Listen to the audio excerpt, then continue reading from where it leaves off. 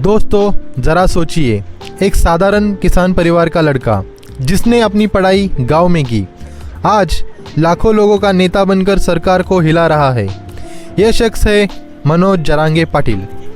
आज सवाल सिर्फ आरक्षण का नहीं है, सवाल है इनके पास आंदोलन का आइडिया कहाँ से आया।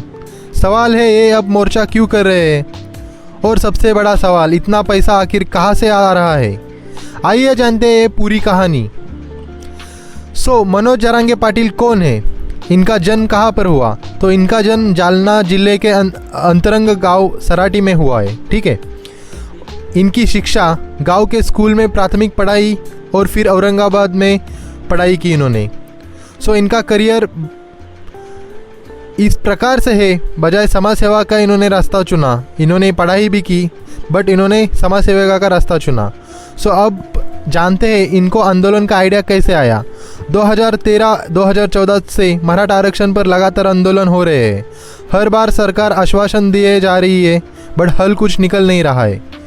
यही से उनके मन में आइडिया आया कि अपन आंदोलन करके समाज को सबसे को मिलकर हम इसको एक बदलाव लाते हैं। यही से शुरू हुआ जागरण। अब मोर्चा क्यों?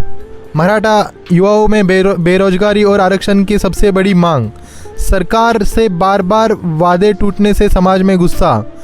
जरांगे पाटिल ने इसे जन ज्वालामुखी ही बताया। ओके, पैसा कहाँ से आता है इनको? जो अपना मेन क्वेश्चन है, इनको पैसा कहाँ से आता है, फंडिंग।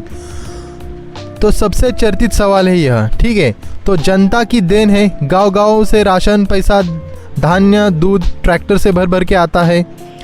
समर्थकों का सहयोग, व्यापारी, किसान, छोटे दुकानदार सब अपनी क्षमता के हिसाब से मदद करते हैं। राजनीति का साया, आरोप लगते हैं कि राजनीति पक्ष अप्रत्यक्ष मदद करते हैं, गाड़ियाँ, टेंट, माइक आदि का इंतज़ाम करते हैं। और सोशल मीडिया की ताकत, व्हाट्सएप, फेसबुक से आपी जाती है और तुरंत लोगों में से भेजते हैं और फिर भीड़ इकट्ठा हो जाती है। यानी पैसा किसी एक जेब से नहीं, ये आता है जनता की ताकत से। यही असली लोक शक्ति है। तो दोस्तों, मनोज जरांगे पाटिल की कहानी बताती है कि पढ़ाई सिर्फ किताबों की नहीं बल्कि संघर्ष की होती है।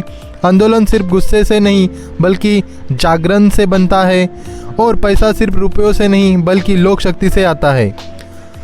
अब असली सवाल आपके लिए, आपको क्या लगता है, ये आंदोलन जनता की लोक शक्ति से चल रहा है या इसके पीछे कोई राजनीतिक साजिश है?